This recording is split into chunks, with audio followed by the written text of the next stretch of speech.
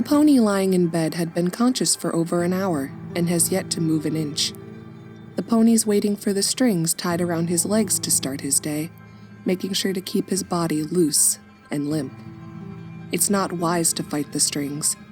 By now, this is something that everyone knows. The strings are nearly invisible, they are, only glimpsed in direct sunlight if caught at just the right angle. The strings have the ability to change, too. One moment, they could be as elastic as chewing gum. The next, as sharp as piano wire. The pony lying in bed has enough faded scratches and scars circling his legs and throat to know exactly what they're capable of. Ready for another beautiful day in paradise? My happy and smiling little pony. He feels a soft tug on his foreleg, flipping him onto his side to face the clock on the counter. It's 9:37 in the morning. Once again, he slept in. Same as he had exactly 742 days ago. And the day following that. And the day following that. Not going to greet the world without the most important meal of the day, are you? The strings that hold his legs guide him out of bed and toward the kitchen. As he crosses the threshold, he does his best to ignore the large brown stain in the corner of the room. What comes next is more muscle memory than anything. Half an orange, a fresh cup of coffee, 3 drops spilled onto the floor, each and every time. 2 carrot sticks with the tips left over to be tossed into the trash. Next, the pony cleans himself off in the shower, praying the voice in his head doesn't talk to him while he's in there. It's silly, he knows. He has no control over that voice. No one does. The pony shivers as he stands under the shower head. The water is too cold, and he has no way of fiddling with the knobs. Not without fighting against the strings tied around his hooves, at least. That is a big no-no in the land of paradise. In silence, the pony dries himself off and opens the blinds covering the window in his living room. Outside, the sun is out in full force, as are all of the ponies left in town. Like clockwork, they cross the street in front of his home. A lone unicorn, 2 mares with baskets full of fruit, a Pegasus with a cutie mark in the shape of... Only this time, the Pegasus doesn't trot across his window. In fact, he's nowhere to be found. The pony standing before the window lets out a quivering breath before the voice in his head speaks to him again. Don't mind those nasty missing troublemakers, my perfect little pony. They don't deserve a spot in paradise with the rest of us. Just put your mind at ease. Say, isn't it your day off? Why not spend a little time around town amongst your friends? 742 days ago, it had been the pony's day off from work, and it had been that very moment while he was staring out that window that he decided to spend his afternoon around town. Truthfully, he didn't know which fate to be worse.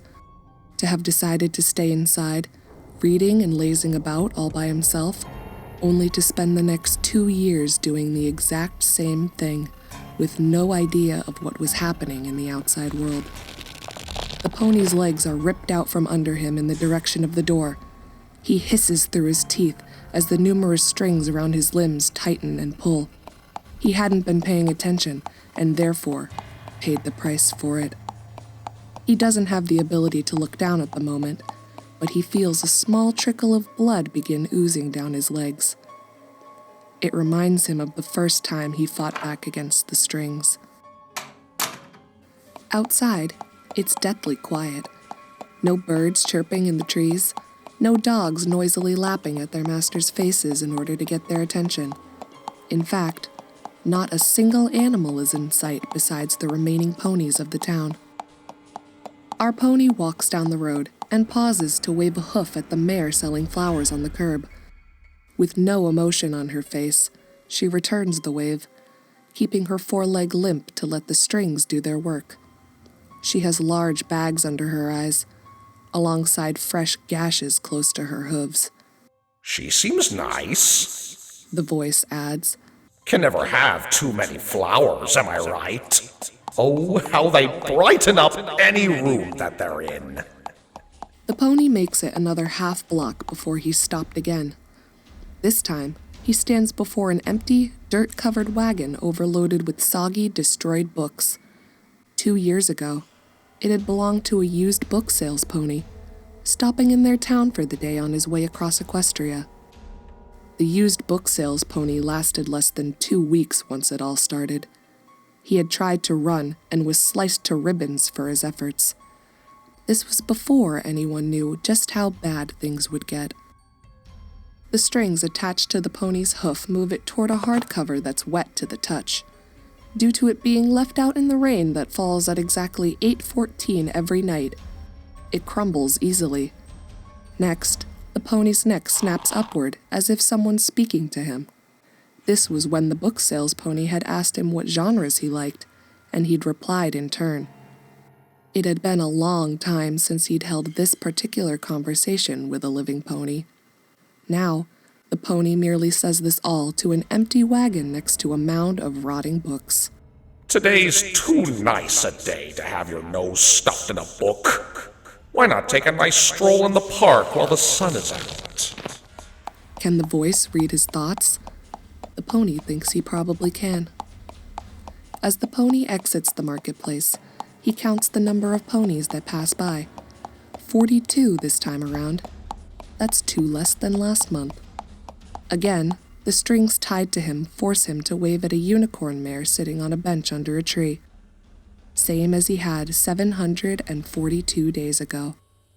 A short time ago, 2 mares had sat there together. Perhaps they were a couple. By the tears currently staining the unicorn's cheeks, our pony doubts she'll last much longer in paradise. No smiles for your friends? The voice asks him softly. Let's not be impolite, my joyous little pony. Invisible strings tug at the corners of the pony's lips, painfully revealing his upper teeth and gums. He tries to keep his features relaxed so as not to get cut. Eventually, the unicorn on the bench returns the same horribly forced grin, as more tears stream down her face. Then, she looks away from him and back to the empty spot next to her. Our pony's mid-morning walk continues in the direction of the pond, where blankets and picnic baskets filled to the brim with food have been laid out along its grassy banks. 21 ponies are already there, 13 less than a year ago. 2 ponies wordlessly paddle a small rowboat out in the pond. Our pony had always wondered if anyone in town had been caught on a first date when this all began. To live the same day over and over again until you go mad is terrible enough. Trapped on a bad date for all eternity? All things considered, being stuck on a day off from work isn't the worst way to go. Do you like my son, my happy, frolicking pony? Is it not just as bright and warm as it used to be? Is my moon not as beautiful and as radiant as ever? The voice sounds rather proud of himself, even if what he's mentioning are the exact same things he's been doing for years. Perfect days are hard to come by, wouldn't you agree? So why should they ever need to end? If our pony looks hard enough, squinting his eyes as he gazes upward, he can sometimes see the faint glimmer of light on all the strings connecting them. Millions of strings, maybe more. Up and up into the air they go, somehow never tangling together once. Not unless he wants them to, of course. The one pulling the strings never comes down from his cloud. That's where our pony believes he must live, up on high, lounging around its clear blue sky while he controls each and every pony trapped within his paradise. And what does he get out of all of this? Out of all this exhaustive effort? Our pony stopped searching for that impossible answer some time ago. Most likely after he'd created that large stain on his kitchen floor. The first time he fought against the strings and nearly died. The first time he'd refused to leave his house after 30 days of the same minute-to-minute routine. On that morning, The strings around his legs had dug so deep into him that they must have sliced into something important. Our pony was sure of that, considering the amount of warm blood pooling onto the floor. Soon after that, his eyelids became heavy, and he collapsed to the ground as he waited for the end. Then, the voice. Someone had a little accident, I see. Why were you trying to fight against my perfect day? Were you trying to put a dark and ugly smudge all over it? But why? This is paradise, remember? Why would you try to leave just a wonderful place? The pony must have agreed at some point while the voice spoke. Perhaps the notion of someone finally putting a stop to all of this had crossed his dying brain. Or perhaps it was merely the fact that the one pulling the strings wasn't quite done with him yet. Either way, he awoke the next morning as if nothing at all had changed, besides the fresh scars visible on his skin. A noise pulls our pony out from his thoughts. Someone is screaming. Above him, a poor stallion is dangling in the air, held aloft by the dozens of sharp strings wrapped around his torso and legs, pinning them together. He screams as loud as his lungs will allow, but not a single soul in the area is able to move an inch in his direction, unless they want to suffer the same fate. Fresh blood falls to the grass below him, then soon trickles into the water at the center of the pond, where he's dropped and quickly sinks. The water splashes and reddens for a moment, before it grows still again. It seems the one controlling Paradise had finally had enough of that particular stallion. He'd had his strings clipped. What happens if one fights against the strings for too long? In the town our pony occupies, it wasn't all that uncommon for ponies of all types and sizes to suddenly fall from the sky, to splatter against the earth. Seeing all those pleasant picnickers must have gotten your tummy rumbling, yes? It must be getting close to lunchtime, I'm sure. This is paradise, is it not? So why not treat yourself to something nice? The something nice the voice had in mind is nothing more than a regular pecan salad with dressing on the side. The same thing our pony has been eating every day for lunch all year round. By this point, he barely tastes any of it. At a small outdoor restaurant, he sits amongst others. 2 years ago, the restaurant had 8 employees serving 35 guests on a daily basis. Now, only 3 employees and 12 guests remain. Many guests stare down at empty plates, while the strings attached to them pretend to grab at food that's not even there anymore. I'll have the. There's a stallion about to give his lunch order to no one at all. He looks thin, much thinner than a week ago. The one pulling the strings from up on high likes it best when the residents of Paradise follow his script as closely as they can. He'll even feed them their lines should they forget them. But what he hates most is when his ponies say things they're not supposed to say. Things that weren't first said on that faithful day, 742 days ago. The date they're all cursed to repeat, forever and again. I can't do it! I can't do it anymore! The stallion yelps, eyes bulging from their sockets. His head whips around to face the rest of his dining guests, spit flicking from his lips. Don't you know how this ends? There's no getting out of this! We die! That's it! One by one, he'll kill— Ooh! That's when one of his forelegs smashes into his muzzle, hard enough to draw blood and crack a few teeth. Again, he tries to speak, but his leg is pressed up too tight against his lips. For a short while, he calms himself. No doubt the voice inside his head is talking to him, warning him. Yet, it seems the stallion doesn't care anymore, as he painfully wrestles his own foreleg away from his face. The strings tied to him begin cutting deep into his flesh. We should have fought back that first day! He screams to the silent ponies seated around him. What were we all thinking? We could have outnumbered him. Now there's what, less than half of us left? A mare from a table close by keeps her head facing her empty plate while she whispers to the raging stallion.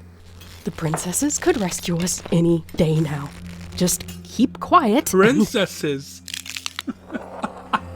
You mean Celestia and Luna? Drops of blood start soaking into the tablecloth underneath the stallion.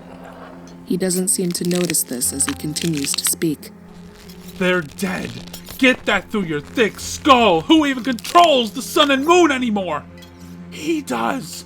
Don't be stupid. Don't listen to the lies he whispers to you. He's not letting a single one of us out of this place. In one quick motion, both of his forelegs are pulled behind his head, silencing him instantly. The razor-sharp wires connected to his limbs wrap around his throat and pull closer together, creating a thin, red circle. His cheeks puff out and his face reddens as he's lifted off his seat into the air. My gentle ponies of paradise. The voice begins, and it's clear from the very first sentence that he's speaking to all of them now. Why do you do this to yourselves? And on such a pleasant day, too. I really can't begin to understand what's running through your heads. Besides my voice, of course. The strings around the stallion's neck dig deeper into his skin, sending several trails of slick blood down his belly and twitching legs. I know that I certainly love this day. The day that I conquered above all. Is my paradise not enough for all of you? Is this not what you all did before entering paradise? I'm not changing anything, am I? I'm only repeating them. Again, and again, and again, and again, and again. As the voice goes on, the strings around the stallion's throat tug together one last time, severing his head from his shoulders to fall into the puddle of blood below him.